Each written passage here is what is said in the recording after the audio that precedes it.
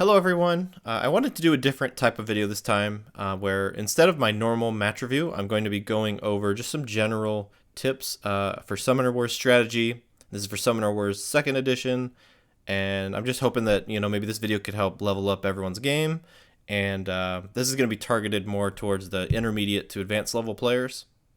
And I'm also going to try to include an example of each concept as I go along. So I tried to pick less obvious strategies that I don't see people talking about a lot or necessarily employ a lot when I play against them. I think virtually everyone is already good at tactics and combos. Everyone I play against seems like they already know how to set up and execute these huge explosive turns.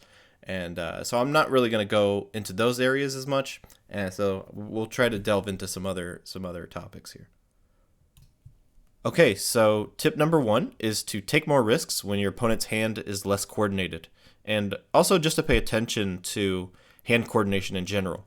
So, for example, in the early game, I like to take a lot more risks. I'm much more willing to do that because I know that my opponent's going to be less likely to have a big counter punish, and they haven't, because they haven't had time to improve their hand over the course of a few turns. So, as an example, in this game, this is the second turn, and already on turn 2, my opponent's starting to get some good momentum going, and they've got this lioness that's already has five boosts, so it's I really felt a need to get rid of this lioness, so that's what I'm trying to do here. And you'll see I kind of whiff big, but I do decide to put Sneaks in here to try to finish off that lioness, even though if Sneaks misses, there is a potential of just me instantly losing this game if they have a chance of power and entangle combo. So yeah, so what really prompted me to do that is that it's the early game, and I feel like it's less likely that he has the combo. So this is the one moment where I'm willing to take that risk right now. As it turns out, my opponent did at least have the chance of power here, which is going to be pretty painful. Yeah, my summoner's about to take some big damage.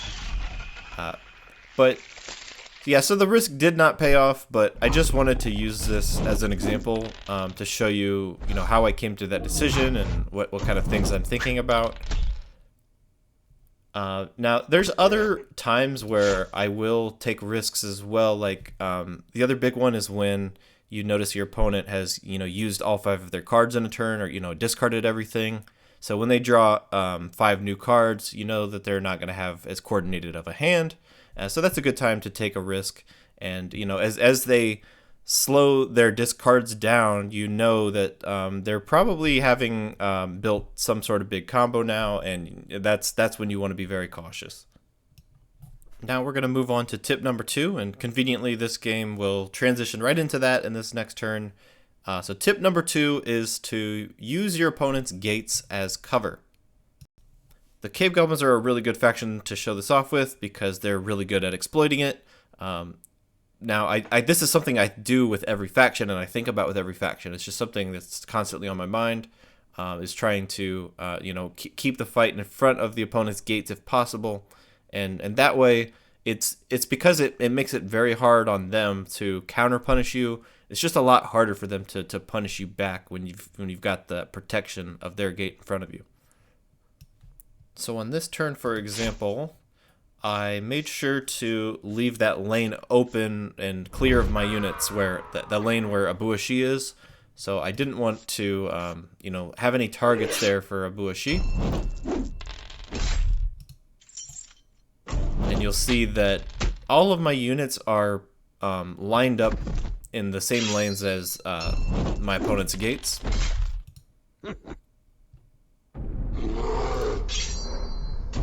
And then for future turns here, I'm going to skip through the game and show you kind of the placement of my units in future turns, and just to give you a snapshot of where my units were over time. So let's skip around to the end of each of my turns just to see where my units are placed. So if we skip to turn 9, still most of my units here are just lined up behind the gates, except for that slinger shooting down that lane. Turn 11,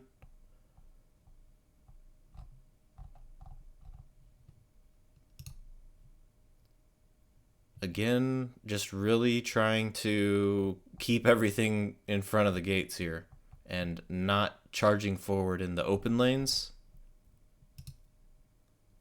And then things maybe start to change here. But yeah, that's one of the principles I always think about, and I thought that was important to show off. Now, I had another game in mind I wanted to show off, just one turn in a game that shows off this idea. Let me switch to that real quick here. Okay, so this is a game I played a long time ago, but I distinctly remember this turn because I remember thinking in this moment that if I kept trading blows with the vanguards in this position, that it would really only favor the vanguards, and that's because like his paladin's on a nice spot there in between the two gates, and if I kept trading blows there with him, like he can one-shot kill my carrier, but I can't one-hit kill him. So I had to come up with something here, and this is what I came up with. Yeah, so my idea was basically to line up all my units in front of the gates and just entirely sacrifice that turn of hitting the paladin. I'm just not even going to attack the paladin. I'm going to force him to expose himself out in front of the gates. And so now that I can double attack him instead. And it's not just about, the following turn. I'm thinking more in the long term. Like if I can force him to draw his units out constantly, now I can be fighting from a more efficient position. And yeah, it ended up turning out well here. Yeah, I just thought that was like a good prime example of how this can be beneficial. We're going to move on now to tip number 3, and tip number 3 is to consider discarding more gates. And this is something I don't see people doing a lot, but I do this more when I'm playing defensive factions, where you can get away with discarding some gates, and typically I'm discarding maybe 1 or 2. And if you're playing an offensive faction, you're gonna need more gates to support your offensive push. But like in this game, for example, I'm playing Phoenix Elves versus the Vanguards, and let's just play this out here. Yeah, at the end of this turn, I'm gonna discard that gate in my hand. And yeah, so my thinking is, if you have once you have 2 gates on the board, that first gate is already offering you a lot of benefits. So typically when you have 2 gates, you can fight pretty efficiently. And once you drop a 3rd or 4th, it's really not going to offer you as much of a benefit as that first gate did. So I would rather have more units and discard the gates and just have more units to fight the fight. And so you'll see on this following turn, I drew another gate. And once again, I'm going to do the same thing. I'm going to discard it. And, that's because I feel like in the long term, I don't really have a fear of losing all my gates. And, Sarah eventually has to come to me. So, yeah, that's just my thinking behind that. Okay, tip number 4 is to discard more aggressively. And especially to discard more aggressively in the early game. So this is a big one, and there's a lot to talk about here. But, one of the biggest benefits to discarding early is that you have to think that you're not going to be able to summon your entire hand in a match. So the sooner that you can discard what you're not going to use, the better off you'll be, because that's going to put you ahead in tempo if your opponent is not keeping up with you, and it's going to give you better counter punishes because now you're going to have a bigger pool of magic. So whenever you're retaliating now, you're going to be in a better position to punish. And the other big reason is because it's going to help you draw a gate sooner. So especially if you're trying to get that first gate on the board, it's such a huge benefit to get the first gate on the board earlier than your opponent. So sometimes it's kind of a race as to who can drop that first gate. So let's use this match as an example of this, where I'm playing Phoenix Elves versus the Breakers. And I'm thinking already, at the start of this match, I was thinking I want to get aggressive. So in order to support that idea, I need to discard big to get to a lot of magic. And I also really need to increase my chances of drawing a gate here. So that's why I ended up discarding everything except 1 Ember Beast.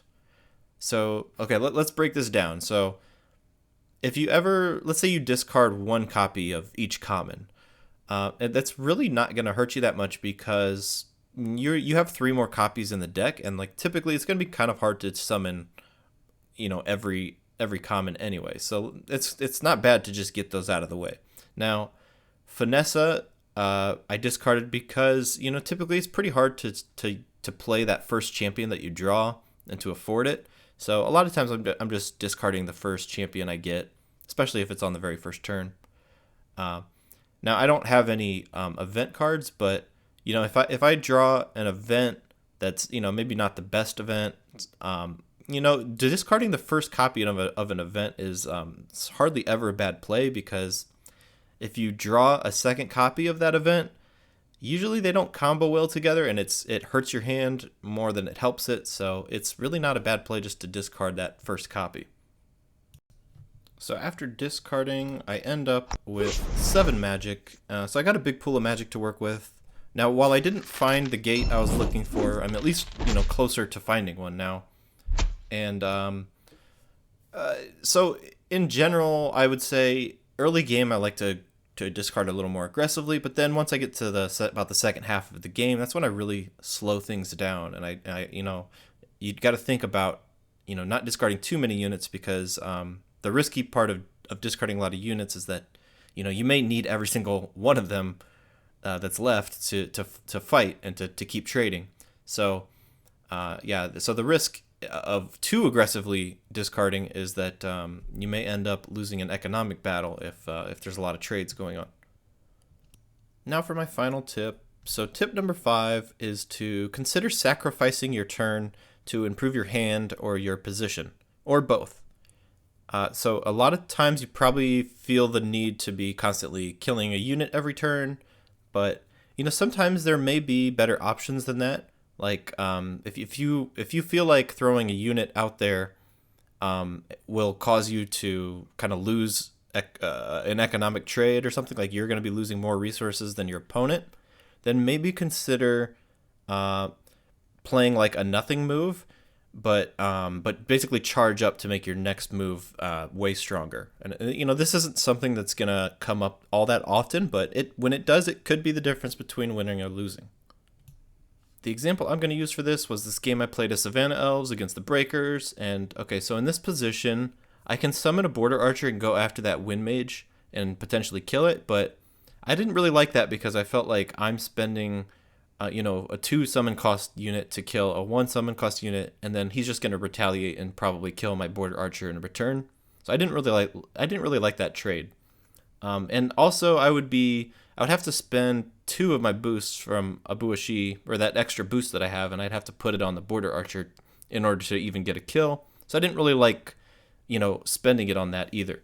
So here was what I did instead.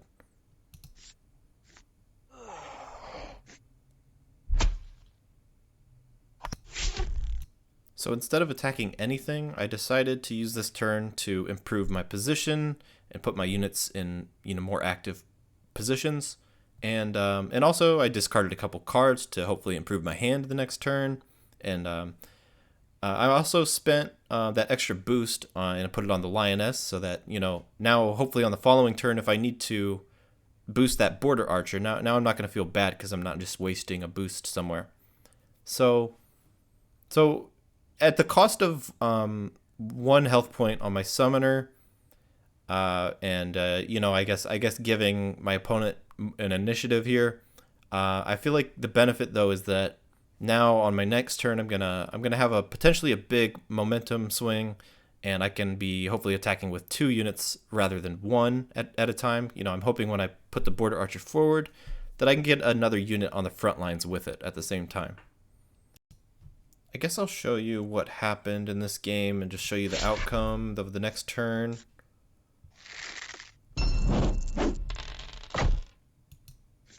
So he goes after my gate here and nearly takes it out. Yeah, that would have been quite a blow, but yeah, you'll see now I'm able to get like a nice counter punish, and I'm able to get my units, a couple units in good attacking positions.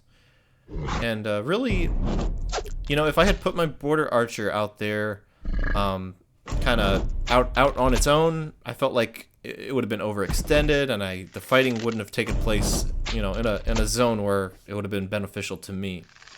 But yeah, I like now that my units are all a little closer together, and the fighting is all taking place a little closer to my gate here.